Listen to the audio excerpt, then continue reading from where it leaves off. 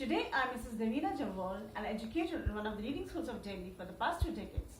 Would like to pay my tributes to Kumar Vyogiji by narrating one of his sonnets titled Walls, which shows his insight into human nature and also his versatility and proficiency at not only Dogri but also the English verse. So here goes the poem Walls.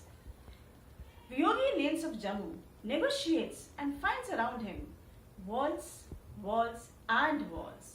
Then wonders what stories and what fates are lurking or are brewing, mating calls of unadmitted passion, smarting burns of wounding, wild sentences, raging tongues, of hibernating lust or purest songs.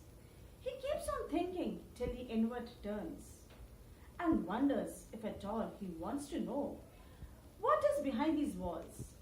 Questionings are stilled, and smoothened is his furrowed brow. He lets some secrets be the secret things. It is good to let the hiding tales decide their moments to emerge. Let them hide.